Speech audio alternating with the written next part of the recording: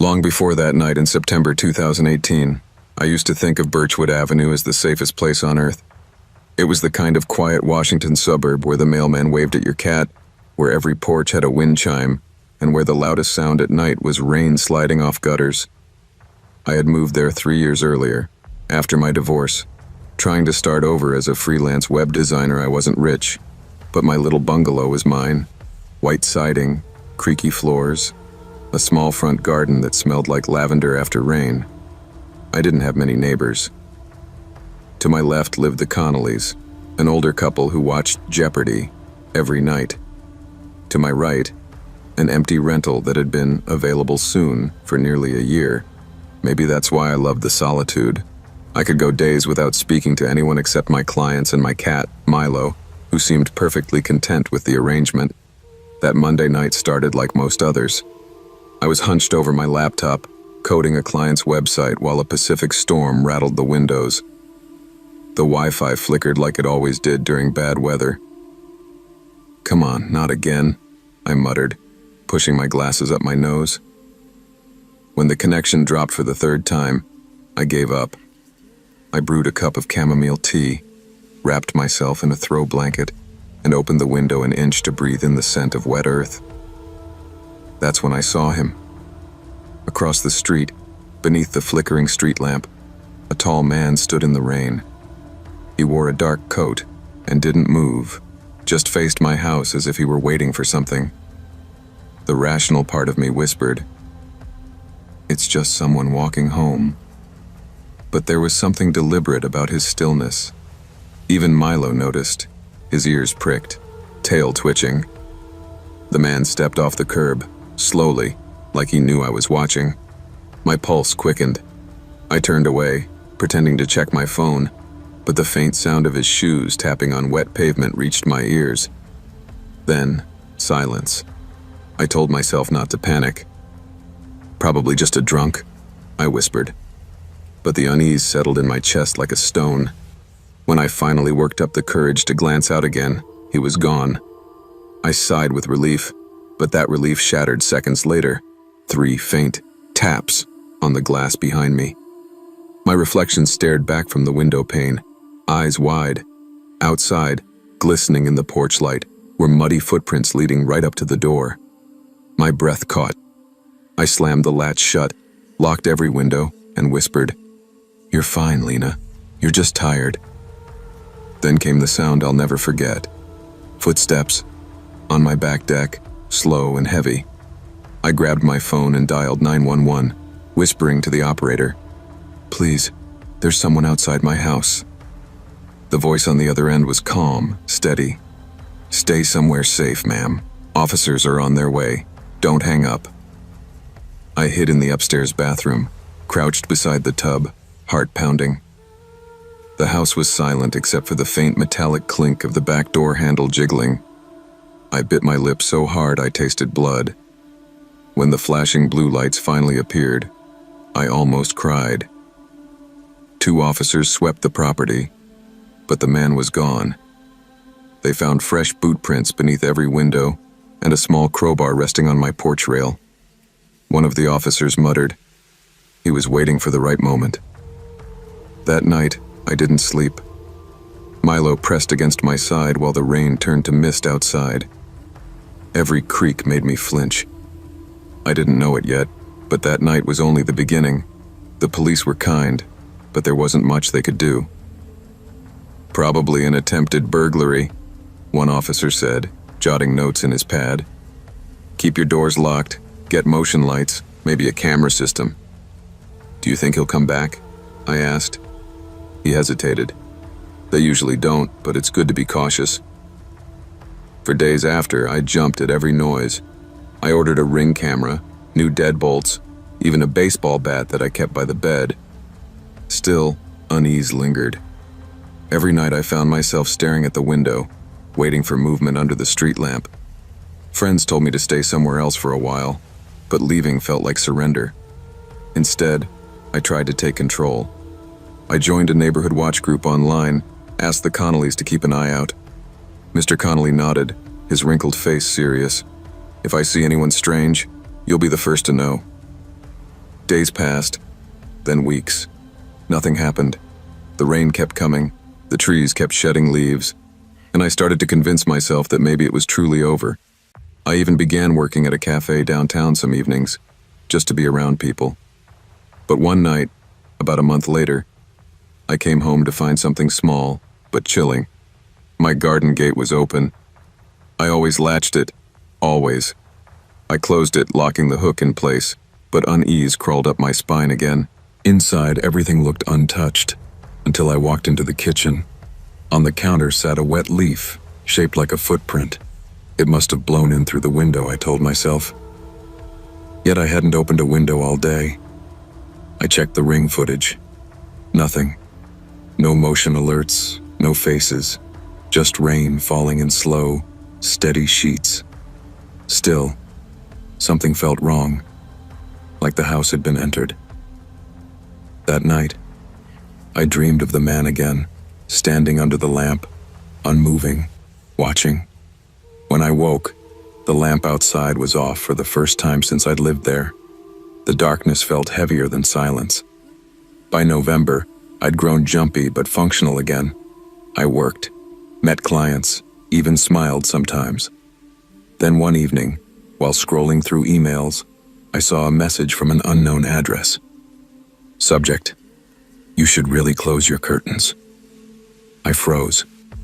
The email had no name, no signature, just those 7 words. I checked the timestamp, 10:32 p.m. That was minutes earlier. My curtains were open. I rushed to the window, yanked them shut, and turned off every light in the house. My mind raced.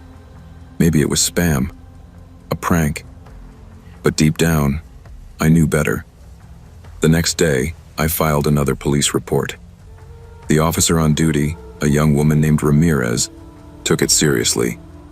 "Do you have any idea who might be doing this?" "No," I said. "I don't have enemies. I barely have friends." She promised to increase patrols in the area, but patrols don't stop shadows. That week, more emails came. "You still make chamomile tea at night. You looked tired yesterday." "Rough night?" "Tell your cat I said hi." I changed passwords, shut down accounts, bought blackout curtains. Yet somehow, the messages kept finding me. Different addresses, same tone. Whoever it was, they knew my routines, my habits, even my fears. I stopped sleeping. I'd sit in bed with Milo in my lap, phone in hand, waiting for morning. I felt my sanity fray at the edges, but what scared me most wasn't the intruder. It was how invisible he could be in my digital life. In December, the emails stopped. For almost 2 weeks, nothing. Silence. I started to breathe again, even put up a small Christmas tree.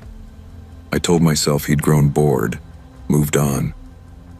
Then, on December 21st, the doorbell rang at 10:45 p.m. I froze. No one visited me that late. Through the peephole, I saw nothing, just darkness. The bell rang again, followed by 3 slow knocks, exactly like that first night. My phone slipped from my hand. I backed away, whispering, "Go away." Then a voice, low, male, calm. "Lena, open the door. I just want to talk." I recognized it immediately. It was the same voice from one of the voicemails I'd received weeks earlier. I hadn't realized it then, but hearing it in person made everything click. I dialed 911 again, whispering into the phone. The dispatcher kept me talking until the sirens came. By the time they arrived, the man was gone, but he'd left something behind on the porch railing. A brown, folded piece of paper. Inside a plastic sleeve to keep it dry. It read, "You shouldn't have called the cops." That night, the police stayed with me until dawn. Officer Ramirez insisted I stay with a friend. I packed a bag and drove to my brother's house in Tacoma the next morning. For the first time in months, I felt safe. Months passed. I sold the house, moved into an apartment downtown. Surrounded by neighbors and streetlights, I installed new locks, Cameras, alarms, everything. The police never found the man. No fingerprints on the crowbar, no trace from the emails. Whoever he was, he vanished like fog. Life slowly returned to normal, but fear left its fingerprints on everything I did. I checked locks twice. Sometimes 3 times I avoided eye contact with strangers. I even stopped using my real name online. One spring evening, I was walking home from the grocery store when I saw it, a street lamp flickering in the distance, and beneath it, for just a second, a tall figure watching. My breath hitched. I blinked, and he was gone. Maybe it was just another man heading home, or maybe not. Either way, I realized something then. Safety isn't just about locks and alarms. It's about awareness, about trusting your instincts before it's too late. In a world where connection comes with exposure, protecting your privacy means protecting your peace. Never ignore your instincts. Never assume danger only happens to others. And never forget that fear isn't weakness. It's your body's way of keeping you alive. When you buy a new house, they tell you about the joy of new beginnings, the smell of paint, the echo in the empty rooms, the promise of making it yours. Nobody tells you how a house can still belong to its ghosts. It was early October 2021 when we moved into 12 Amberwood Close, a modest 2-story brick home in the suburbs of Leeds. I say we, but that first week it was just me. Sophie had taken the kids to Devon to visit her parents, giving me time to unpack, finish a few plumbing repairs, and get used to the place. At 41, I thought solitude would be a gift. It wasn't. The first few nights were calm. I'd come home from the engineering plant, fix a few things, eat dinner in front of the TV, and sip a little scotch while the rain drummed against the windows. The house was so quiet I could hear the clock tick through the hallway. I remember thinking, this is peace. By Friday night, I was halfway through a bottle of Glenlivet, flipping through old records I hadn't played in years. I was humming along to Hotel California when the doorbell rang. One soft chime, then another, then 5 sharp rings in a row. Startled, I looked up at the video feed on my phone. The smart doorbell showed nothing. No one on the porch, just the wind pushing at the trees. I chuckled nervously. Probably kids. Every neighborhood had them. The kind who got a kick out of playing ding-dong ditch on a stormy night. I shut off the light, locked the door, and went upstairs. 10 minutes later came the pounding. Not light or teasing this time, but hard, rhythmic, like someone was trying to break the damn door down. "All right, that's enough," I yelled, heading toward the entryway. But before I got there, the power flickered, and I saw movement outside the living room window. 3 figures, flashlights cutting through the rain. For a second, I thought maybe it was the police. Then the front lock snapped. Metal against metal. Before I could even react, 4 men in dark clothing and masks burst through the door, shouting in accents I couldn't place. One grabbed my arm, shoving me into a chair. Another pulled duct tape from his pocket, wrapping it tight around my wrists. "Where's the vault?" the tall one demanded, his voice harsh. "What? I don't lie," another snapped, rifling through drawers. "Basement door. Where is it?" "I just moved in," I stammered. "There's no vault, no basement. I swear." They tore the house apart like wild dogs, pulling open vents, kicking through boxes, ripping pictures from the wall. The leader kept pacing, muttering in a language I didn't know. I could barely breathe. Then, one of them shouted, "Here, look at this!" He held up an old dust-covered frame he'd found behind the boiler. It was a property deed. Not in my name, but in someone else's. Mr. and Mrs. Carlton. The men froze. For a heartbeat, no one said anything. Then the leader cursed loudly.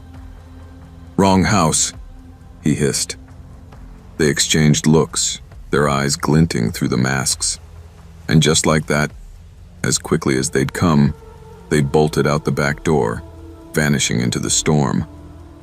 I sat there, shaking so hard the chair creaked beneath me I could still smell their sweat in the air. Minutes later, I saw flashing blue lights. A neighbor had heard the noise and called it in. The police found me still tied up, tape marks on my wrists, furniture overturned, drawers dumped across the floor. One officer said quietly, "You're lucky, mate. Looks like they thought you were someone else." But that was the thing. They hadn't thought I was someone else. They thought the house was. The police stayed until 3 a.m., dusting for prints, taking statements. The detective, a square-jawed guy named Willis, showed me the old property deed they'd found. "The Carltons owned this place for 20 years, he said. "Any idea who they are?" "Never met them," I said. "We bought the house through an agent. I assumed they moved abroad." Willis exchanged a look with another officer. "You assumed right. We've had their names come up in a financial investigation, offshore accounts, missing funds. Not your problem anymore, but looks like your house used to be part of their operation." I stared at the wreckage. Broken glass, torn wallpaper, muddy boot prints. My home, brand new a week ago, already felt poisoned. For days, I couldn't relax. Every creak made my heart race. Every passing car's headlights sent shadows crawling across the ceiling. I replaced the locks, bought cameras, even installed a motion sensor that pinged my phone if anyone got too close. Still, I didn't sleep. When Sophie and the kids came home, I tried to downplay it. "Wrong house, wrong night," I said, forcing a smile. But she could see through me. Every time the doorbell rang, I flinched. Every time the kids ran up the stairs too fast, I yelled at them to slow down. I'd turned paranoid, and we all felt it. One evening, Sophie found me sitting in the dark living room, staring at the front door. "Daniel," she said softly, "we're safe now. You can't keep living like this." But she didn't hear what I heard. That faint creak outside, like someone testing a step. She didn't see the flicker of light that sometimes crossed the porch camera at night. The police never caught the intruders. The Carltons, the couple who owned the house before us, had disappeared. Their assets frozen, their names whispered in headlines about tax fraud and stolen money. And me? I was just the guy who happened to buy their hiding place. Weeks passed. The repairs were finished, and the neighbors tried to move on. Everyone wanted to forget. But some nights, the silence in that house felt heavier than noise. It was a Thursday when the doorbell rang again. 11:45 p.m. I froze, glass halfway to my lips. The sound was soft. Once, then twice. I turned to the video feed. Nothing. Just darkness. My stomach knotted. I stood up slowly, heart pounding, and whispered to myself, "It's the wind. Just the wind." Then it rang again. I didn't move for a full minute. The clock ticked. Rain fell. And then it stopped. No more ringing. Just stillness. The next morning, I checked the camera footage, and there it was. A faint, blurry silhouette standing at the edge of the driveway at 11:46, perfectly still, not moving, not approaching, just watching. When I showed Sophie, she went pale. "Maybe it's one of them," she whispered. I called Detective Willis again. He came by that afternoon, studied the footage, and sighed. Too grainy to tell could be a trick of the light, or a neighbor walking a dog. But I'll put in for an extra patrol. That night, I left the lights on. By November, I'd convinced myself to sell the house. Sophie agreed. She wanted to leave, to start fresh somewhere no one knew our names. Then the letter came. No return address. Just a folded envelope slipped through the mail slot. Inside, a single page. We never found it. Check behind the cellar wall. My hands shook as I read it. Behind the cellar wall? We didn't have a cellar. But something in me couldn't let it go. I grabbed a flashlight, went down to the utility room, and started knocking on the plaster. Near the far corner, the sound changed. Hollow. I pulled at the edge of the drywall until a small panel came loose. Behind it was a narrow, brick-lined space barely 2 feet wide. Inside, wrapped in plastic, was a metal box. My breath caught. I didn't open it. I couldn't. Instead, I called Willis. When he arrived with 2 other officers, they pried it open. Inside were wads of British pounds, several passports, and a small USB drive. Willis whistled softly. "Looks like your intruders were right after all." The money was seized as evidence. The police said I'd done the right thing, but that didn't help me sleep any better. Because now, someone out there knew we'd found what they couldn't. We moved out by Christmas. I never went back to Amberwood Close, but sometimes, in the quiet of night, when I'm lying beside Sophie, I'll hear it in my mind. The chime of that doorbell, echoing like a warning. I learned later that the intruders had been part of a crime ring tied to the Carltons. They were arrested in another county months after we moved. None of them mentioned the break-in. But what haunts me most isn't their faces. It's the feeling that someone else might come one day. Someone who still believes the vault holds more. Every time the wind rattles the windows, every time a delivery driver knocks twice, I freeze. I see those silhouettes again. Flashlights cutting through the rain. Peace is fragile. Safety is temporary. I learned that too late. Even in the safest neighborhoods, danger doesn't always knock for you. Sometimes it knocks for the ones who came before. Be cautious about the past you inherit, for every place holds a history you can't always see. You can always tell when November is ending in Portland. The rain doesn't just fall. It breathes. It hums. It fills the air with a low kind of rhythm that makes the world feel smaller. The city turns gray and quiet, and people huddle indoors, pretending the weather isn't slowly pulling them apart. That's what I loved about it. The quiet. The way it gave me permission to disappear for a while. It was the last weekend of November 2019, and I was alone in the little craftsman house I rented with my roommate, Clara. She'd gone to Seattle to visit her parents, which meant I finally had the place to myself. No small talk, no music, no footsteps from the room across the hall. Just me, a blanket, and the rain. I remember lighting a candle, cedarwood and amber, and curling up on the couch with a glass of red wine. I put on some old true crime documentary, the kind I'd seen a dozen times before, and let the voices blur into the sound of thunder outside. My phone buzzed a few times from work emails, but I ignored them. I didn't want anyone or anything from the real world creeping into this small bubble of calm. The house creaked the way old houses do, as if exhaling after years of holding its breath. I didn't mind. I'd grown used to its noises, the pipes, the wind, the faint scratch of branches against the window. But that night, something about it felt different. The air was heavier, thicker.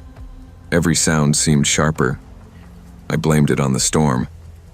It was 11:58 p.m. when the first text came. My phone was on the couch. I just stood up to check the front door because it had rattled in the wind. When I reached for the lock, my phone buzzed, the screen glowing against the dim light. The message was from an unknown number. It said, "Don't lock me out." At first, I laughed, a nervous, ridiculous kind of laugh. It had to be Clara. I thought maybe she was pranking me, pretending to be one of those horror movie texters. But the timing made me stop smiling. Another message came. "Please, it's cold out here." I froze. My hand still rested on the lock. I hadn't turned it yet. A chill ran through me that had nothing to do with the draft sneaking under the door. I locked it quickly, sliding the bolt with a sharp click, and stepped back. The storm outside howled. For a moment, I swore I heard movement.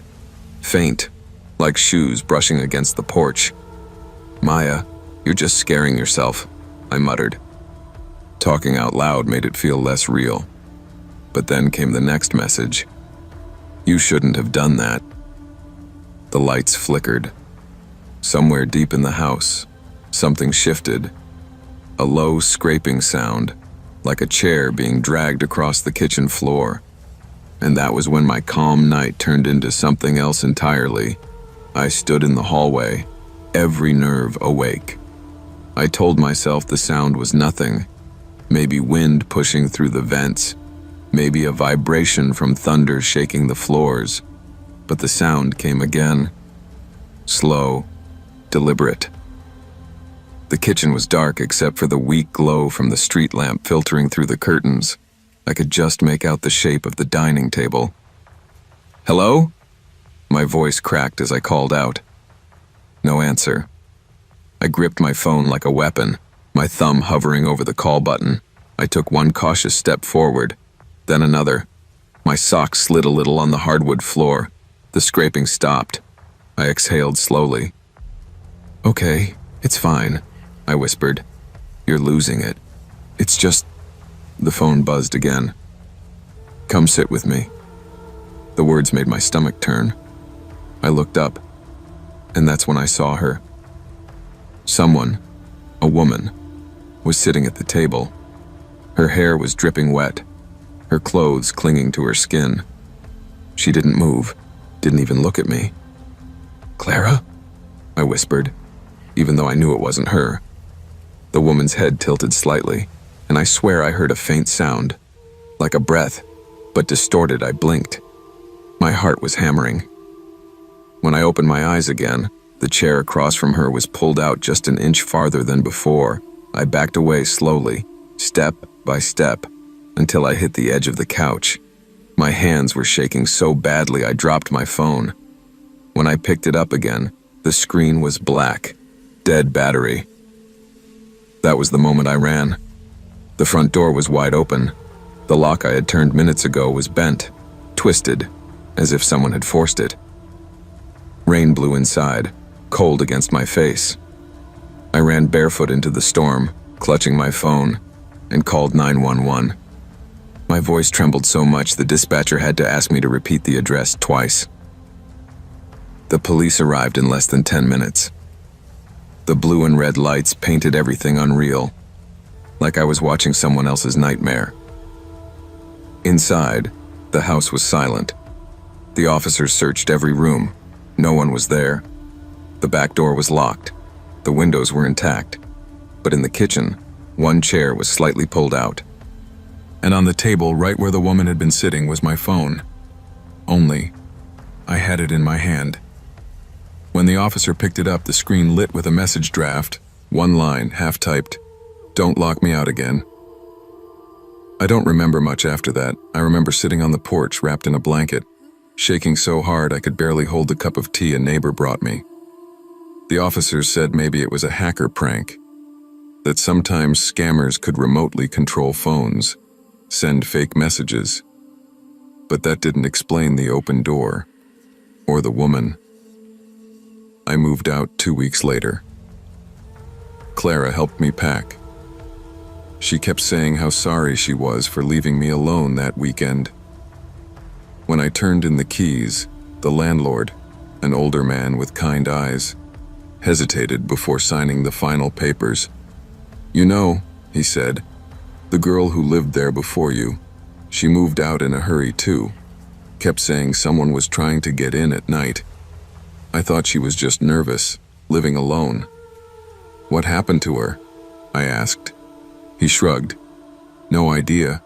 She stopped answering calls. I should have warned you maybe." I didn't answer. My throat felt tight. That night, in my new apartment across the city, I plugged in my phone before bed. For a long time I stared at the screen. At midnight it lit up once, a faint flash, no sound, no message, Just a notification that vanished before I could read it. It's been years now. 2025. I still live in Portland, though never in a house again. Apartments feel safer. You can hear your neighbors through the walls. You're never fully alone. But every November, when the storms roll in and the rain hums against the windows, I remember that house. The creak of the floorboards, the hum of the candle, the voice I never heard but somehow felt. Sometimes I think about that message. Don't lock me out. I wonder if it was a warning, not a threat. Maybe someone, or something, really was out there that night, not trying to hurt me, but trying to come home. Or maybe the house just wanted to be remembered. Either way, I always lock my doors now. Always check them twice. And every year, on the last weekend of November, my phone lights up at exactly 11:58 p.m. One silent, flickering glow in the dark. No message, no number, just a reminder. I never thought moving to Asheville would mark the beginning of the worst year of my life. When I signed that lease in early 2022, I imagined peace, quiet evenings after my diner shifts, my own little sanctuary tucked among the pine trees. I was 25, single, and proud that I'd finally managed to afford a place without roommates. The one-bedroom apartment sat at the end of a gravel drive that wound off a country road. The landlord called it cozy. That was a nice way of saying small and a little creepy. I'd come from Raleigh, burned out and desperate for change. My new job at the 24-hour diner seemed like a decent start. The customers were mostly truckers and locals. They tipped okay, and I didn't mind the smell of coffee clinging to my hair. After years of noise and roommates who never cleaned their dishes, that apartment felt like freedom. The first few weeks went fine. The flickering porch light annoyed me, but I never got around to changing it. On March 4th, I worked a double shift that left me dead on my feet. Rain was starting to fall when I pulled into the drive close to midnight. I remember thinking how peaceful the woods sounded, how good it felt to be alone. I changed into sweats, tossed my phone on the couch, and let the TV play infomercials until I drifted off. At 3:17 a.m., the doorbell rang. It startled me so badly I almost fell off the couch. It rang again, longer this time. I grabbed the blanket around my shoulders and stumbled toward the door, my heart thudding. Who rings a doorbell at that hour? Through the peephole, I saw a man on the porch. He wore a dark jacket and held a clipboard, the brim of his cap shadowing his face. He smiled when he saw movement behind the peephole. "Evening, miss," he said, voice calm and low. "Sorry to wake you. Late night drop-off mix-up. Got a package for you. Just need a signature." Something about his tone didn't fit the apology. I hesitated. "What company are you from?" He tilted his head slightly, smile stretching. For a heartbeat, he said nothing. Then softly, "I can hear your TV inside, Emma." The sound of my name from a stranger's mouth froze me. My name wasn't on the mailbox. The lease hadn't even been processed fully. Nobody in town knew me yet. "I'm calling the police," I said, forcing my voice steady. Silence. When I looked again, the porch was empty. I killed the lights, hands shaking, and whispered into my phone to 911. The dispatcher kept me calm while I described him. As I talked, faint crunches of gravel circled the building, slow, deliberate. Then came scratching at the kitchen window, like a coin dragged across glass. I locked myself in the bathroom, clutching the phone until blue and red lights finally washed through the blinds. Officers searched the property but found no one. Muddy footprints led up to the door, and a fake delivery label, printed with my full name, was taped beside the handle. They took a report. I didn't sleep the rest of the night. The cops said it was probably a prank. Maybe someone got my name from a delivery database. Still, Officer Jensen promised to have the landlord install a camera. By Monday, it was mounted above my door, small and blinking red. I told myself that was enough. For a week, I tried to act normal, work, eat, collapse into bed, but every creak of the building made me tense. The woods that once looked peaceful now felt like a wall hiding eyes. I kept the blinds closed, left the TV on for background noise, and jumped every time gravel popped beneath a tire. Exactly 7 nights later, Friday, 3:17 a.m., the alert from the new camera buzzed my phone. Half asleep, I opened the feed. He was there.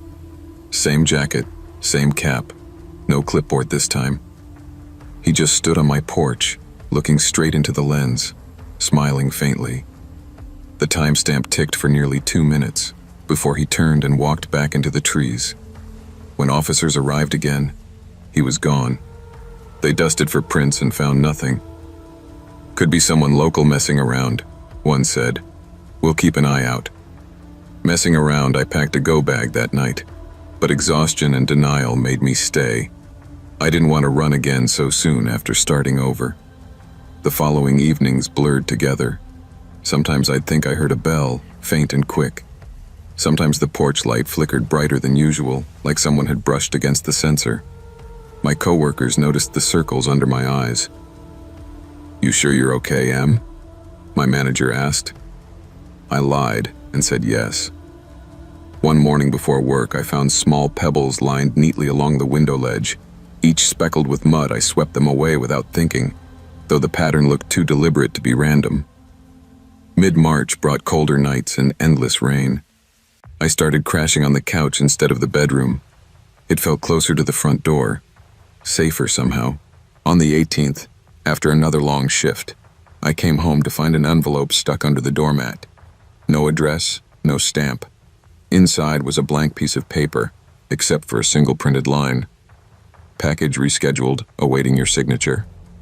I called the police again. Officer Jensen came out, patient as ever, but what could he do? "No fingerprints, no witnesses," he said. "Might be time to think about staying with family for a bit." That night, I couldn't bring myself to turn off the lights. I watched the camera feed on my phone until my eyes ached. Around 3 a.m., the motion sensor triggered again. The porch was empty, but the camera glitched, flickering to static for 5 seconds. When the image returned, a shadow shifted near the tree line, tall and thin. Then it was gone. I barely worked the next day. My hands trembled pouring coffee. My boss told me to take the weekend off. I spent those 2 nights at a coworker's place across town, pretending to sleep on her couch while staring at my phone, waiting for another alert. None came. When I returned home Sunday, the front door lock felt different.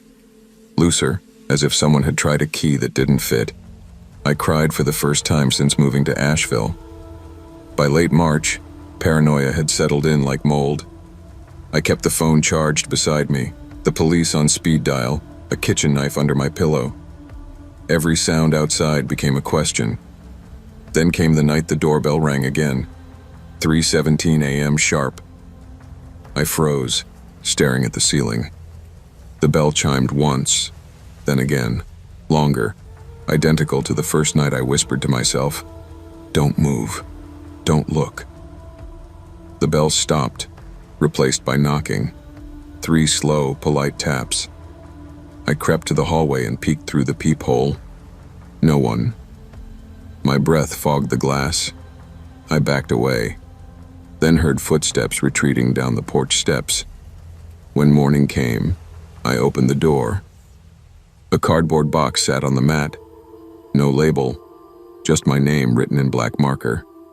I should have left it, but curiosity got the better of me. Inside was a single item, an old-fashioned brass doorbell button smeared with mud. That was it. I packed everything I owned into my car before sunrise. I drove straight to my parents' house in Greensboro without calling ahead. My mom cried when she saw me. Dad replaced my phone number that night, said we'd talk to state police in the morning. For weeks, nothing happened. The fear started to fade, replaced by exhaustion. Until one night in April, at my parents' home, I woke to my phone vibrating on the nightstand. The screen flickered once, then glowed with a notification. "Delivery delayed, awaiting your signature." No app name, no sender, Just that I've changed phones 3 times since then, but sometimes, rarely, the screen still flickers at 3:17 a.m. Maybe it's a glitch burned into my paranoia. Maybe not. I never went back to Asheville. The police never found the man. The landlord said the apartment stayed empty for months after I left, then finally rented to a college kid. I thought about warning him, but what would I say? There's someone out there who rings the bell at 3:17 a.m. I've tried rebuilding a normal life. I work days now at a cafe in Greensboro, close enough that my parents drop by sometimes. The scent of coffee still clings to me, but at least it means daylight. Some nights I catch myself checking the locks 3 times, or listening for gravel crunching under invisible footsteps. My friends joke that I'm jumpy. They don't know how quiet the woods can get when someone's waiting outside your door. If there's one thing I've learned, it's that danger doesn't always burst through with noise. Sometimes it knocks softly and smiles politely, holding a clipboard. When I remember that face, the half-shadowed grin, I wonder if he ever really wanted to hurt me, or if it was the chase, the control. Either way, he took something I can't get back. The simple belief that home means safety. I'm writing this now because part of me needs it recorded, needs the memory pinned down like evidence. Maybe someone else will read it and listen to that small voice that says, "Something's not right." Maybe they'll lock the door before curiosity wins. It's 3:16 a.m. as I finish typing. I'm going to turn off my phone before it decides to remind me what time it is. I never thought I'd leave Chicago for the middle of nowhere, but there I was, driving down a winding gravel road that disappeared into dense pines, the tires crunching over loose stones. My little gray-striped cat, Juniper, curled in her carrier at my feet. I was 29, broken-hearted, and desperate for quiet. A summer in my late grandparents' old white farmhouse seemed like the perfect remedy. I needed space, peace, and maybe a little distance from my own thoughts. The farmhouse wasn't fancy. White paint peeling in places, windows streaked from years of autumn rains. But it was mine for the next 3 months. The orchard behind it, with trees heavy with apples, smelled faintly of earth and decay. The air was crisp and a little sharp. A welcome change from the concrete and exhaust of the city. I spent the drive imagining mornings with coffee in the sunroom, evenings painting under soft lamplight, Juniper purring nearby. For the first few weeks, life was idyllic. I painted from sunrise to sunset, sending prints to my online customers, cooking simple meals, and reading on the porch while the cicadas hummed in the distance. The only sounds besides the wind and the cat's meows were the occasional crunch of a tractor tire far off in the valley, or a neighbor's dog barking somewhere behind the woods. The solitude was intoxicating, and for the first time in months, I felt like myself again. Then, one night in late September, things shifted. I was cleaning brushes in the kitchen, Juniper draped over the windowsill, when I heard it. A faint clink, clink. Outside, like metal scraping against wood. My heart jumped. I grabbed a flashlight and stepped onto the porch, swinging the beam across the orchard and the long gravel driveway. The trees barely moved. No wind. No one. I muttered to myself, "It's probably a loose gate or some branch." I locked the door and tried to return to my peace, though unease crept into my chest. The next night, Juniper hissed, eyes glowing in the dark, staring toward the orchard window. I froze, staring at the shadows until my pulse began to race. A single chain, swinging from an apple branch, caught the moonlight. Nothing else moved. I whispered, "Who's out there?" The wind was still, the night silent, save for the hum of insects. By the 4th night, the noises had grown familiar. Always near midnight, always the same metallic scrape. Then came the knocks. 3 soft, deliberate taps on the back door. My hand shook as I reached for my phone, debating whether to call the sheriff. The sound stopped as abruptly as it began. By morning, Muddy boot prints encircled the porch but didn't lead away. Whoever, or whatever, had been there seemed to vanish. Determined to protect myself, I drove into town and bought 2 security cameras. I set one near the back door and another facing the orchard. When the noises returned that night, the cameras recorded only static, as if someone had jammed the signal. My hands trembled as I scrolled through the footage, seeing nothing but snow-like fuzz. The 5th night arrived with a chill in the air. I was curled on the couch, a mug of tea warming my hands, when I heard it. The 3 knocks. Heart in my throat, I tiptoed to the back door, phone clutched in one hand, flashlight in the other. And then I heard it. A whisper, a voice low and deliberate, coming through the brass mail slot. "Rose, open up." I froze. My stomach twisted. "Who is this?" I whispered, voice barely audible. No response, just shallow breathing. I backed away from the door, dialing 911 with trembling fingers. The dispatcher kept me calm, instructed me to stay away from windows and doors, and promised officers would be on their way. Meanwhile, I kept an eye on the orchard through the kitchen window. Moonlight glinted off something, a chain, swinging gently in the breeze. By dawn, the officers had searched the property, but found nothing. They chalked it up to pranksters, or possibly a trespasser who had fled. I wasn't convinced. My hands shook as I followed the trail of the chain into the orchard. Under a twisted apple tree, partially covered with dew-soaked grass, I found a small gravestone. Pale, fresh, and unsettling. The earth around it looked recently disturbed. I knelt, brushing away dirt with shaking hands. Carved into the surface were the letters RMC, my initials. I staggered back, heart pounding.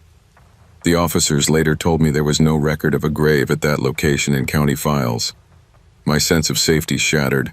I packed my essentials and spent the next day sleeping in the town's inn, leaving the farmhouse for later. Returning to the farmhouse didn't bring relief. I tried to rationalize everything. Maybe it was someone playing a twisted prank. Maybe the house's old pipes caused metal chains in the orchard to sway in the wind. But the pattern persisted. Each night the chains swayed, the knocking came, and the whisper returned. Sometimes it was barely audible, sometimes louder. Always my name, I never saw anyone. The cameras, too, continued to malfunction precisely at the time the disturbances occurred. It was almost as if the property itself refused to reveal the intruder. I stopped eating on the porch, avoided walking through the orchard, and spent most evenings painting indoors with the blinds closed. I noticed Juniper grew tense too, hissing at corners, following the sound of unseen footsteps. I couldn't sleep. When I tried, I'd awaken to the softest creak of the floorboards, or the low rattle of metal brushing against something in the orchard. One night, desperate to regain control, I set up a makeshift observation post with my laptop, monitoring the cameras for hours. The feed cut out repeatedly. Static, glitches, interruptions. Then came the whisper. It was close now, outside the kitchen window, barely a breath. "Rose, we're watching." I collapsed on the floor, laptop abandoned, my chest heaving. I whispered to myself, I have to leave. By mid-October, the fear had become unbearable. Every sound triggered adrenaline. The whispering, the knocking, the chain swinging. It felt deliberate, personalized. Whoever, or whatever, was doing this knew my habits, my schedule, even my name. I began locking every door and window, but even that didn't help. One evening, I swore I saw a shadow slip between the trees at the orchard's edge. I grabbed a flashlight, stormed outside, but the yard was empty. Only the old apple trees swayed gently, silent witnesses to my panic. Then came the gravestone again. By moonlight, I noticed a second one, smaller, half-buried, etched with my name. My mind spun. Who is doing this? Why me? I wanted answers, but I didn't want to be outside long enough to find them. I called the local sheriff again, but officers found nothing. The land was too remote for cameras to capture everything, and the intruder left no fingerprints, no evidence. My sense of reality fractured. I questioned my sanity. Yet every time I passed the orchard, the chain swayed as if to remind me that it wasn't imagination. I moved out of the farmhouse the following week, leaving half-finished paintings, canvases, and art supplies behind. The old house had offered me solitude and inspiration, but it had also shown me that some unknowns are better left alone. Neighbors later told me that winter storms felled the apple tree nearest the grave, roots curling around the buried chain. No explanation ever came for who carved my initials, who left the gravestones, or why the chain moved when no wind blew. The cameras remained silent on footage, even as the disturbances continued. Years later, I still dream of that orchard. I sometimes catch myself waking at 3 a.m., imagining footsteps crunching on the gravel, whispers just beyond the blinds. I've never returned, and I don't plan to. But the experience taught me something important. Some things in life defy reason, but they demand respect. Curiosity is human, but intuition is survival. When something feels wrong, trust it. And sometimes, leaving is the only way to protect what's left of yourself. When your intuition signals danger, don't ignore it. Curiosity can be valuable, but personal safety must come first. Some mysteries, no matter how tempting, are not worth solving. Leaving is sometimes the bravest choice. I used to love the quiet of our little semi-detached house on Laurel Row. 34 years old, 6-year-old daughter Emily, and a husband Ryan, who worked the night shift across town. Most evenings, it was just the two of us. I'd tuck Emily into bed, settle in with a cup of tea, and let the hum of the radiator lull us both to sleep. That was normal. That was safe, until it wasn't. Emily had been restless lately. She refused to sleep alone, claiming someone whispered to her through the wall. I smiled, brushing off her imagination. Kids conjure up the oddest fears. "He talks to me again, Mummy," she whispered one evening, clutching Mr. Cuddles, her stuffed bear. "Who, love?" I asked, trying to sound reassuring. "The grandpa next door. He whispers through the vent. He says he can see me." I felt my chest tighten, but forced a laugh. Mr. Henley was old, reclusive, harmless, or so I thought. I'd only met him once. He mumbled about rubbish bins and shuffled away, eyes downcast, a lonely figure behind his frosted window. Still, Emily was my child. If she was scared, I had to listen. That night, long after Emily had dozed off curled under her blanket, I heard it, a soft tap, tap, tap, from the wall beside her bed. My heart jumped. Tap, pause, tap, tap. I froze, every nerve alert. It was too rhythmic to be a settling house, too precise for a loose shutter or the wind. I pressed my ear to the plaster. "Hello?" I whispered. Silence. Sleep eluded me. Every creak in the floor sounded deliberate.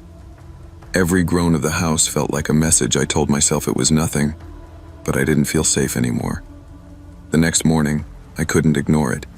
I unscrewed the air vent in Emily's room, expecting maybe a mouse or a bird had found its way inside. What I found instead made my stomach lurch. A tiny hole drilled straight through the vent metal, perfectly aligned toward the neighbor's flat. My fingers shook as I traced it. Someone had been looking through here. I called Ryan immediately. "Something's not right," I said. "The vent, someone's been looking in Emily's room." "Clara, love, call the police right now," he replied, his voice sharp. Officers arrived within minutes. They were calm, professional, but I could see the gravity in their eyes. One of them unscrewed a loose outlet cover behind Emily's bed and found another hole, perfectly drilled, pointing in the same direction. They used a fiber camera to peer through it. My chest tightened as I imagined someone watching my daughter sleep, recording, noting, waiting. When they had a warrant, they searched Mr. Henley's flat. Beneath his quiet exterior was a dark, meticulous obsession.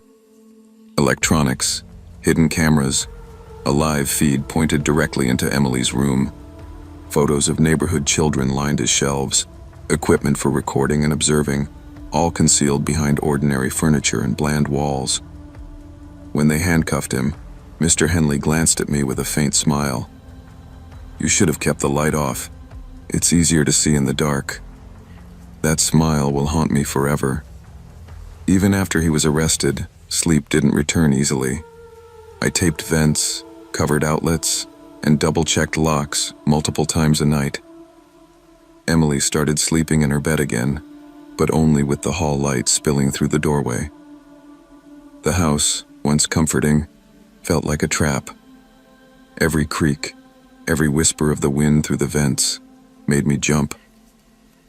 I walked the rooms repeatedly at night, checking the walls, tracing the edges of electrical fittings, scanning every corner for another hole. Ryan tried to comfort me. "It's over, Clara. He's gone. You're safe." I nodded, grateful for his calm, but part of me knew the memory would never fully leave. The thought that a stranger could live so close and watch my daughter, our family, made me hyper-aware. We began slowly restoring normalcy. Lights on at night, motion sensors installed, cameras pointed at the entryways. I kept journals of every strange noise, every sensation that seemed out of place. Control became my weapon against fear. Weeks turned into months. The police handled Mr. Henley's case, the evidence piled up, and he was sentenced to years behind bars. But the emotional weight didn't disappear. I still caught myself glancing at the vents, listening for tapping, even in the daylight. Emily sometimes asked, "Mummy, he's not there anymore, right?" I would nod, forcing a smile, but my eyes drifted to that wall, painted over, patched, silent. How many nights had she been watched without our knowledge? How easily someone could hide behind ordinary walls, blending in with the mundane. Every time the wind rattled the house or a shadow fell strangely across the floor, my stomach twisted. I had learned a hard lesson about trust, safety, and vigilance. The world looked the same, but I could no longer treat it as if I were fully safe inside it. Even friends' houses, even familiar places, carried new caution.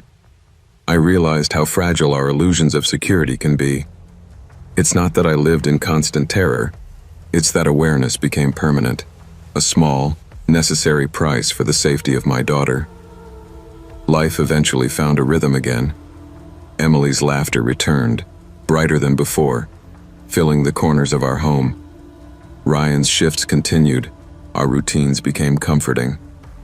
But I never forgot the feeling of a stranger's eyes through the wall, the invasion of privacy so intimate and invasive, it reshaped my perception of home. I began teaching Emily about safety in subtle ways, how to lock doors, recognize signs of danger, trust her instincts, not to scare her, but to empower her. And I taught myself the same lessons, reinforcing boundaries and vigilance without letting fear consume my daily life. The moral became clear. Security is fragile. Danger isn't always obvious, and threats can hide in plain sight. Walls, doors, and locks are only part of the protection. Awareness, preparedness, and respect for potential risk are just as vital. Home is meant to be safe, but safety requires action, observation, and the willingness to recognize that even familiar spaces can harbor danger. Now, when I tuck Emily in, I double-check the vents, glance at the walls, and take a deep breath, knowing the past has left its mark. We live in the same house, under the same roof, yet the lessons remain. Vigilance, awareness, and the courage to protect those we love, even when the world feels deceptively ordinary. Safety is never guaranteed by walls, doors, or locks alone. True protection comes from vigilance, awareness, and the courage to act when danger hides in plain sight. We must respect the fragility of what we consider secure and teach both ourselves and our children to navigate the world with caution and mindfulness. I'd never been alone in our house on Cedar Avenue for this long. My parents, both nurses, had gone downtown for a hospital fundraiser, promising to be home before midnight, and I had the place to myself for the first time in months. 17 years old, alone, and bored stiff. At least that's what I told myself. I made popcorn, curled up on the couch, and cued a romantic comedy, grateful for the rare stillness. The apartment was modest, the kind that smelled faintly of pine cleaner and old carpet, but I loved it because it felt mine, even if just for a few hours. Outside, the street was quiet. The Hanlons lived next door, but for once, they weren't throwing a party. That fact alone made me appreciate the stillness even more. Halfway through my movie, a sharp crash cut through the quiet. My heart skipped a beat. Glass. Somebody broke something. I froze, staring at the wall separating our duplex. There it was again, muffled voices, angry and low, slamming against each other like a storm trapped behind drywall. I muted the TV, straining to hear another crash, and then silence. I tiptoed to the window, parting the blinds just enough to see the narrow driveway. Two hooded figures slipped into the shadows, moving fast. One carried a bag that swung heavily from their shoulders. My fingers tightened around my phone. My pulse was a drumbeat in my ears. Then I smelled it. Smoke. Thin at first, curling under the baseboard, but in seconds it thickened, brushing against my ankles with a suffocating heat. "Oh my God," I whispered. Choking, I grabbed my jacket, keys, and phone and bolted for the front door.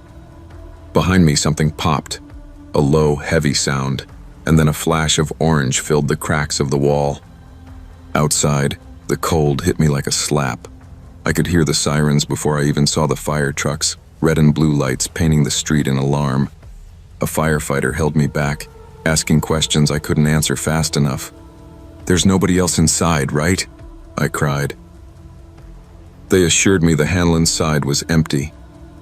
My chest was still hammering, and my stomach felt hollow.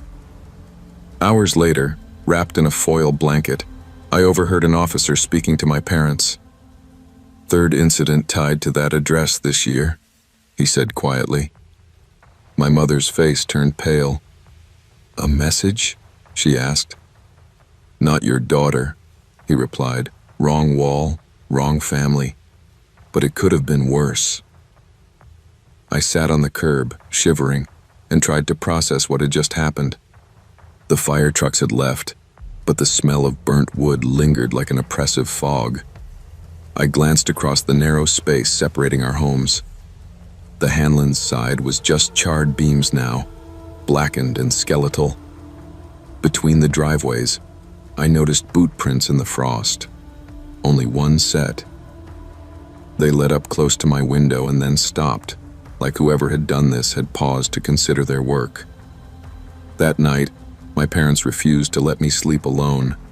I lay in bed listening to the faint hum of the city outside, every creak of the house amplified in my mind. I kept imagining those hooded figures, how easily they could have mistaken our side for theirs, and the terrifying truth that danger doesn't always come from the street. It sometimes lives just a few inches away. The next morning, the sun glinted weakly off frost-covered roofs, but the warmth didn't reach me. My parents tried to reassure me, while insurance inspectors poked through the rubble next door, but I couldn't shake the image of the figures slipping through the dark, the way the flames had swallowed the Hanlons' home like it was nothing. "I'm going to check on the place," I told my mother. She shook her head. "You've had enough for one night, Josie. Stay here." But I had to see it for myself. I stepped gingerly along the sidewalk, crunching frozen leaves underfoot. The duplex's other half was unrecognizable, smoke-stained, black beams leaning like broken teeth. I crouched to look closer. Someone had left a door unlocked, probably in the chaos of evacuation. And that was when I noticed it. A pair of black gloves, slightly singed, lying near the doorway. Whoever had been here had taken risks I couldn't imagine. Back inside, I kept glancing at the wall separating our homes. I could almost hear the faint echoes of last night, the crash, the shouting. I wondered if anyone was listening now, if the people responsible had lingered nearby, planning another hit. Fear gnawed at the edges of my mind. Every shadow looked taller, every creak sounded deliberate. By afternoon, the city had sent fire inspectors and police again, asking questions I didn't have answers for. Did you see anyone suspicious? Any cars parked nearby? Anything at all? I described the hooded figures, the bag, the single set of boot prints. They took notes and promised to keep watch, but promises in situations like this felt thin. That night I stayed on the couch, lights on, phone in hand. Every sound, wind rattling against the siding, a distant dog barking, set me on edge. My parents tried to watch TV to distract themselves, but I couldn't focus. I imagined the intruders across the street, walking the line between homes, maybe even watching. I wanted to believe it had been a mistake, a one-off, but deep down, I knew it wasn't random. Someone wanted to scare the Hanlons, and we had been unlucky enough to be in the wrong place, at the wrong time. Days passed, and the fire became a local story. News crews came, interviews were conducted, and neighbors whispered behind curtains. I kept noticing small things, the faint smell of smoke that lingered in the hallway, the subtle dents in the walls where soot had settled. Each time I heard movement in the duplex, my stomach lurched. One afternoon, the police knocked Officer Henderson introduced himself, a young man with tired eyes. "We're stepping up patrols," he said. "I want you to stay alert and call immediately if anything seems off, even small things." I nodded, too anxious to speak. I started keeping a journal of noises, people, and sights. Every time I heard a crash, every sudden movement outside, I recorded it. It helped me feel some control over a situation that had felt so uncontrollable. I even talked to neighbors who weren't involved, sharing information cautiously. Some had seen strange cars idling near the duplex weeks before. Others remembered hearing fights late at night. Slowly, I realized I wasn't alone in my fear. People wanted safety too.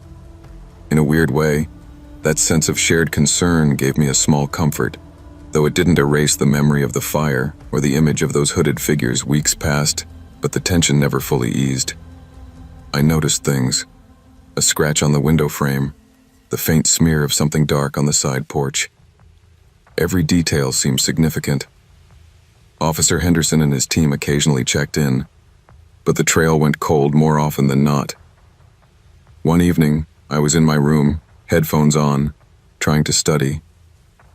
Through the thin wall, I heard muffled footsteps, soft but deliberate. My breath hitched. I pressed my ear closer, hearing a whisper that sounded like my name. Heart racing, I grabbed my phone. The hallway was empty. I texted my parents, they were in bed, and waited for the comfort of someone else in the house. Silence. It dawned on me. Danger had been close, always closer than I wanted to admit. I had felt safe, alone in my quiet duplex, but the reality was that threats could live on the other side of a wall, unseen, unheard, but real. That realization reshaped how I moved through my own home, how I locked doors, how I slept. Months later, the duplex was rebuilt. We moved briefly, though my parents made sure the new place felt safer. Better locks, cameras, motion sensors. I tried to let the memory fade, but every sudden crash, every whispered argument in the distance, triggered the old fear. Safety is never guaranteed, even in places we think we know. Danger doesn't always come from outside. It can live just inches away, behind walls, behind doors, hidden in normalcy. Awareness, caution, and respect for our vulnerability became my daily habits. Even now, years later, whenever I hear glass shatter, I think of the night the fire came too close, of the hooded figures on the wrong wall, and the fragility of what we call safety. Life teaches you lessons in subtle ways, sometimes with smoke and fire, sometimes with silence and fear, but always in ways that stick with you. True safety isn't about walls or locks. It's about awareness, preparedness, and respecting the fragility of the world around you. Danger can exist close to home, and vigilance, caution, and presence of mind are essential, even in the most familiar places. Chicago winters always had a way of making me feel smaller. Snow swirled along the streets like it was trying to erase everything beneath it, and the West Loop at night was quieter than I'd ever remembered. I had just returned from my night shift at the printing company, walking past shuttered restaurants and empty sidewalks, clutching a cup of reheated coffee in one hand and a leftover container in the other. My 7th-floor apartment felt like a refuge, small, cramped, familiar. I slid the container into the microwave, the hum filling the kitchen. The radiator rattled softly behind me, and I sank into the couch, letting the warmth seep through my jacket. That's when it happened. The intercom buzzed, sharp, urgent. I froze, letting my hand hover in midair. Nobody ever used it. Not since the building installed the panel 5 years ago. Another buzz, this time a series of short, frantic bursts. My pulse quickened. I pressed the talk button and said cautiously, "Yeah?" Static. Then a soft, shaky voice. "Please, let me in. Someone's following me." I frowned, heart hammering. "Who's this?" The camera feed in the lobby showed only fuzzy static. Broken months ago. "Are you hurt?" A pause. Then in a whisper, "You don't remember me, do you?" My throat tightened. I leaned closer to the intercom. "What? Who are you?" "You used to live in 3B, the voice said, calm now, almost eerily so. 3B, my old apartment. The one I left last spring after the break-in. I remembered coming home to shattered glass, scattered photographs, but nothing stolen. The police had said it wasn't theft. Someone had been watching. I'd moved upstairs to Unit 7B, hoping to forget. "Who is this?" I repeated, louder this time. The intercom clicked. Silence. Then faintly, "You never fixed the window lock?" My eyes shot to the living room window. The curtains swayed gently, though the radiator heat was off. The lock, I had checked it earlier, was unlatched. I swallowed hard. "Whoever you are, I'm calling the police," I whispered. Before I could, the buzzer shrieked again, long, piercing. I yanked the cord from the wall and stumbled back, fumbling for my phone. Then, tap, tap, tap. The glass rattled. A muddy handprint appeared, smeared across the inside of the pane. My heart slammed against my ribs as I realized someone had been there, right inside my apartment, watching, waiting. When the officers arrived, the lobby door was locked from the inside. Nobody outside. On the fire escape, partially buried in snow, were footprints leading from the alley. Inside, near my window, were streaks of grease and fragments of wet hair caught in the latch. The detective asked about anyone who had lived in 3B after me. I didn't know anyone. The unit had been vacant. But checking the records revealed one chilling fact. A missing person report from April. A 22-year-old girl, last seen leaving Unit 3B after the police left. I couldn't sleep. Every sound in the apartment became amplified. The radiator's gentle groan, the hum of the refrigerator, the distant traffic below. Every shadow seemed to hold movement. I kept glancing at the window, imagining someone standing there, staring in.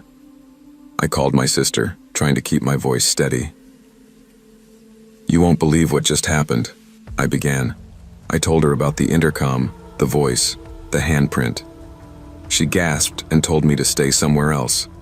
But the thought of leaving my apartment, my routines, my life, felt impossible.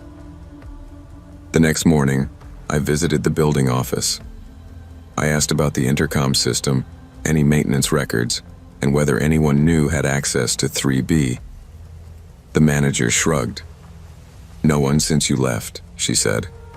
"The unit's been empty aside from inspections. Strange stuff happens in old buildings." Strange didn't cut it. I wanted answers. I began retracing my steps, memories of the break-in flooding back, the shattered window, the scattered photographs. Nothing had been stolen, but someone had clearly been inside. Observing, I felt a cold realization settle over me. Whoever had broken in before could still know my habits, my routines, perhaps even my new apartment. Later that day, I returned to 3B. The door was empty, silent, unremarkable. But I noticed scratches on the windowsill, faint enough that I hadn't seen them last spring. I pressed my fingers to the grooves. They were fresh, or at least recent. Someone had been here. The thought twisted my stomach. Detectives returned the next afternoon. "We found her," one said quietly, showing me a photo from the police database. A young woman, scared eyes, hair damp and tangled. I realized with a jolt, this must have been the voice on the intercom. She had been living, trapped somehow, in the shadow of my old apartment. I had nightmares that night. Every intercom buzz, every cough from the radiator felt like her whisper. I imagined the girl crouched behind walls, hiding, reaching out for help. I pictured the person who had trapped her, watching, waiting for the perfect moment to act. I started documenting everything: noises, irregularities, strangers in the lobby, unmarked cars on the street. It became an obsession. My routine, once simple and quiet, turned into surveillance. Every day I wondered what had been happening in 3B, and whether I had unknowingly stepped into danger just by moving back into my old building. Weeks went by. The girl was recovered, but the man responsible remained at large. Police had traced some digital footprints, online forums, Craigslist messages, patterns of vacancy, but he was elusive. I found myself constantly on edge, checking locks, peering down the fire escape, listening to the faint hum of old wiring. I even installed cameras outside my apartment.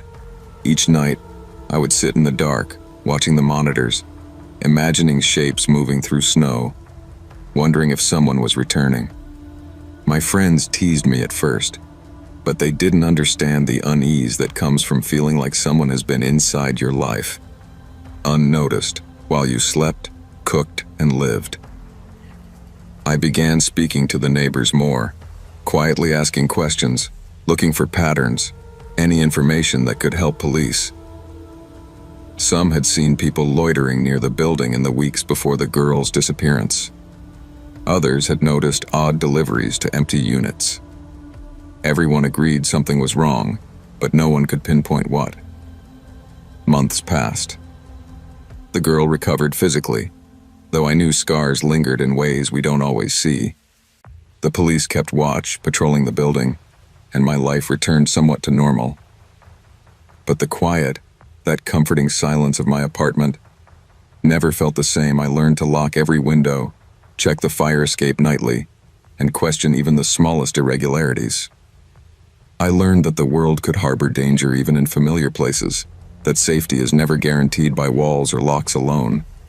Awareness, vigilance, and immediate action were as essential as anything else. Even now, years later, I pause at the intercom, glance at a shadow, and remember the night a voice called out from the past. Life moves forward, but I carry the lesson with me. Safety is fragile, and sometimes the most ordinary spaces can conceal the most extraordinary danger. True safety is not guaranteed by walls, locks, or routines. It requires vigilance, awareness, and the courage to act when danger hides in familiar places. Danger can be closer than we imagine, and preparedness is the only protection we truly control. The rain had been relentless all evening, drumming against the windows of flat 14B like it had a message to deliver.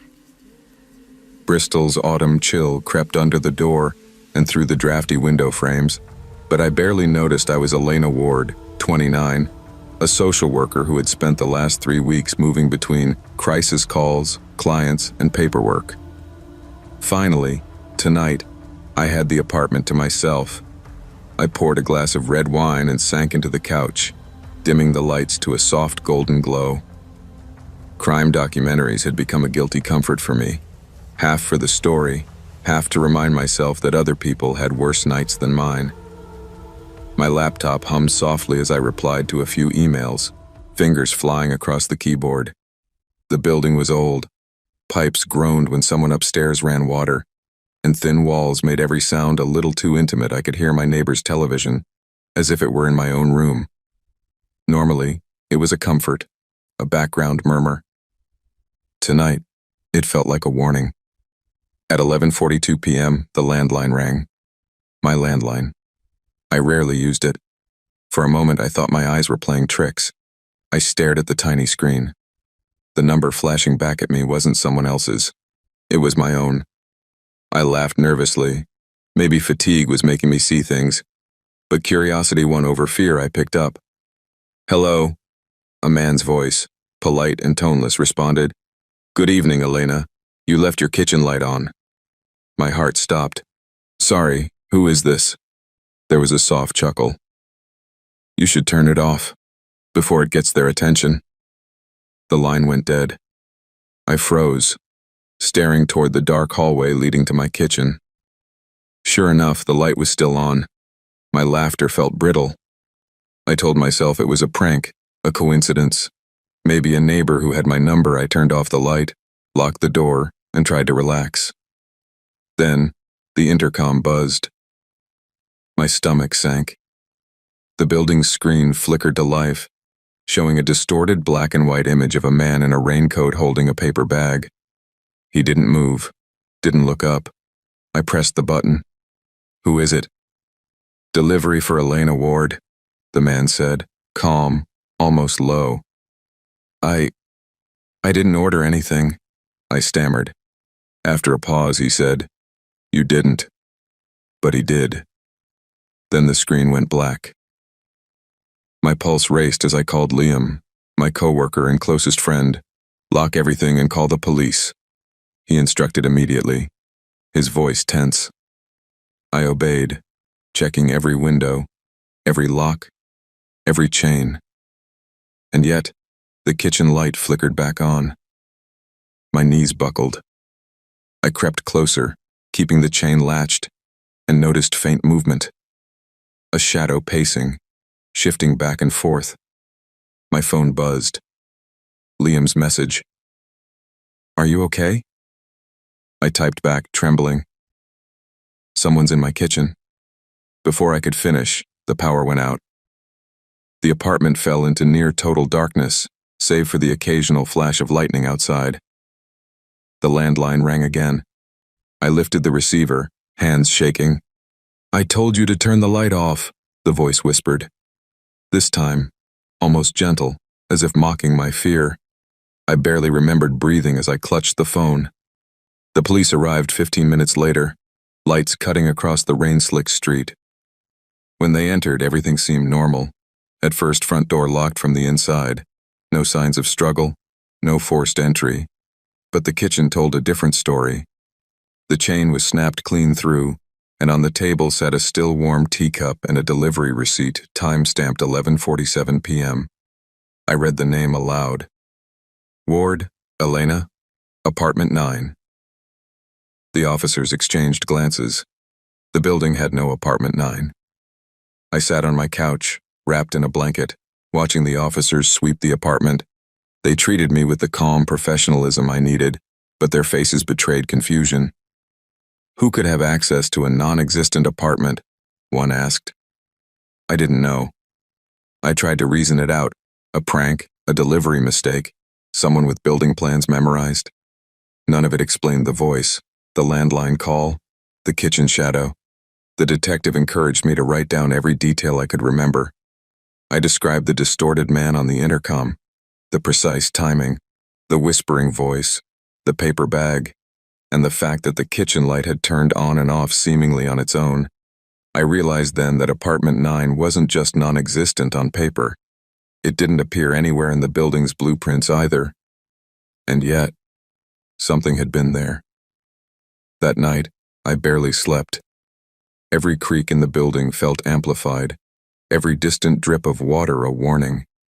I kept checking the hallway, the front door, the kitchen chain. The idea that someone, or something, could exist in a space that didn't exist, haunted me. Over the next week, I became a ghost in my own home. I started documenting everything. Timestamps for noises, shadows, misplaced objects. I began speaking to neighbors quietly, asking if anyone had seen strange deliveries, people in the hall, unusual activity. Most shrugged, distracted by their own lives. A few looked uncomfortable. One elderly woman whispered about the old service corridor that had been sealed years ago, forgotten by management. She said rumors floated that someone occasionally moved there, but no one could confirm. I decided to investigate, cautiously. I discovered a narrow service hallway behind a panel in the basement, barely wide enough for a single person.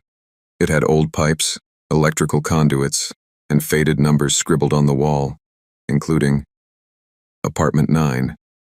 The number was scratched and worn, almost deliberately obscured. A chill ran down my spine. Apartment 9 had existed once. Someone, or something, had reclaimed it in ways no one accounted for. Months passed.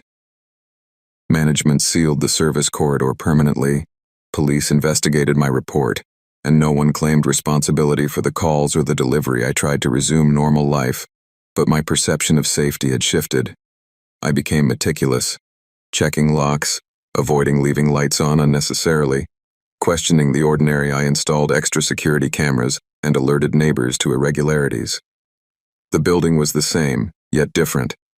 I had seen that a place could exist quietly, hidden from official maps, and someone could use it to unsettle the ordinary. Even today, when I pass my building, my eyes flick toward the basement panels, the doors to the sealed hallways.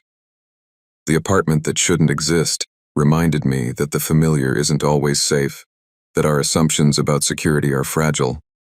Awareness, vigilance, and courage to act are the tools we actually control. I still enjoy evenings at home, but I leave lights on, doors locked, and occasionally I pause before answering unknown calls. The world is ordinary, but danger can exist in corners we don't think to notice. Safety isn't guaranteed by walls, locks, or routines alone. True protection comes from vigilance, awareness, and the courage to act when the world hides secrets in familiar places. Ordinary spaces can conceal extraordinary danger, and preparedness is the only control we truly hold.